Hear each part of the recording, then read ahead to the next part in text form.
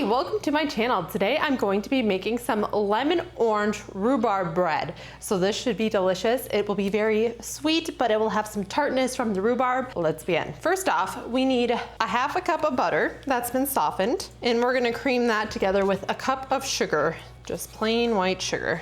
So we're gonna add this in.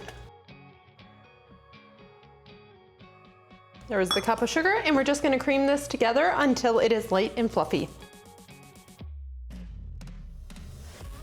Okay, this is looking awesome, so I'm gonna scrape down the sides real quick. And then one by one, we're gonna start adding in my eggs. I need 2 eggs in this, so we're gonna add one in, and then add the other one in once it gets completely mixed together.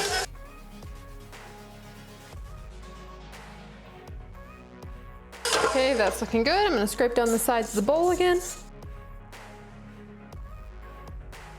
So I have the zest of 1 lemon and half of an orange. So we're gonna add that in there. It looks like little lemon and orange sprinkles in there.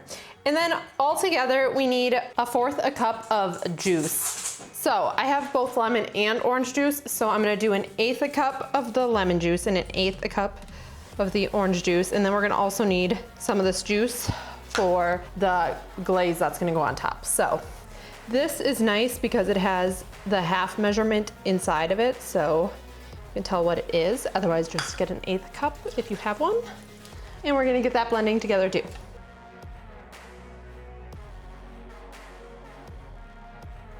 Okay, this is coming together wonderfully. Now it is time to start getting our dry ingredients together.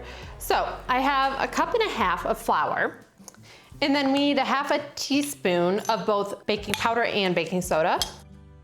My cats have the zoomies right now. They're chasing each other all around. And then we need 1/4 teaspoon of salt. And we're just gonna whisk that all together. Okay, fantastic. Now it is time to slowly start adding our dry ingredients to our wet. Scrape down the sides.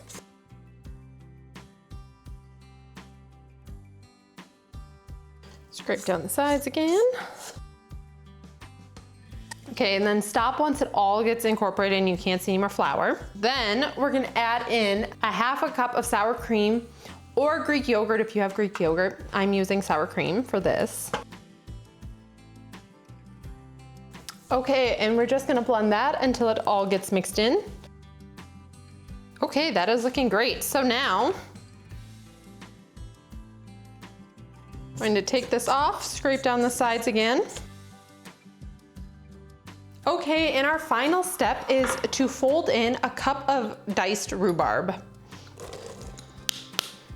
So you dice it up like it's celery, and then we're just going to fold that in so it gets all incorporated in there.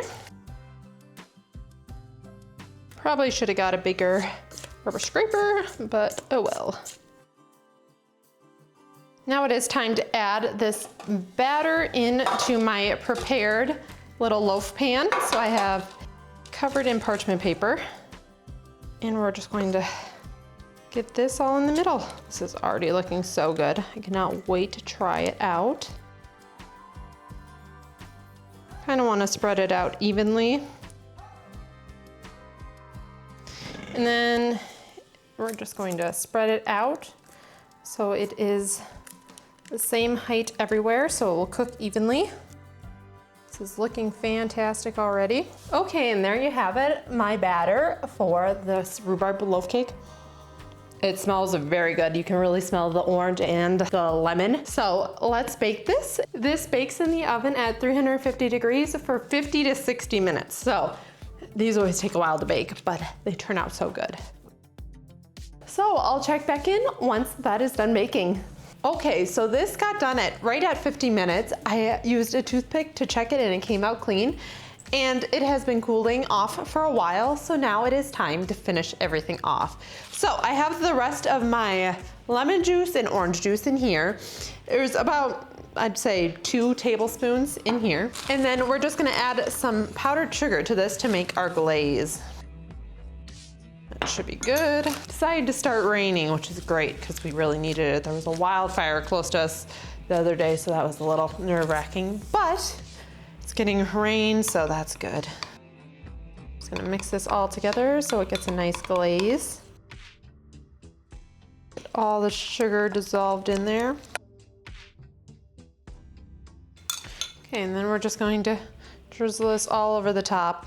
It did collapse in the middle, so it's probably gonna pool there the most. So I'm gonna try to get it towards the edges first, and then it'll just naturally pool towards the middle. Not too sure why it collapsed on me, but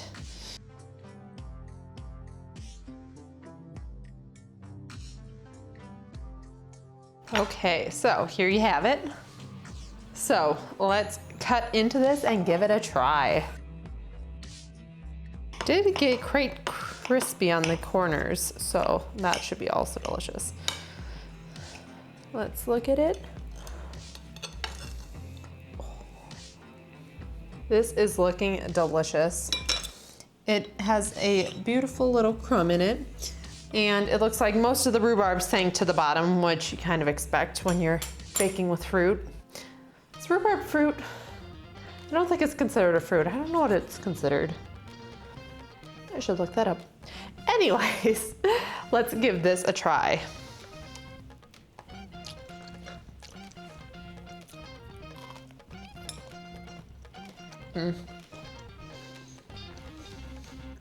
This tastes really good. It has a great texture on the inside. It's nice and moist. I know some people don't like that word, but I don't know what else to use to describe it. And the flavor in it is wonderful too. You definitely get that lemon going through, and you get a little bit of the orange as well. And then the rhubarb is nice and tart, so that adds another layer onto it. So this is a very good dessert. It tastes like a cake. The edges of this got really caramelized, which I'm really enjoying. The rest of the cake will be good too, but especially this butt end of it tastes amazing because of all of the caramelization on it. So if you have some leftover rhubarb, this is a great way to use some of it up. I'm very happy with how this turned out. So if you like this kind of content, make sure to like and subscribe, and I'll see you in the next video.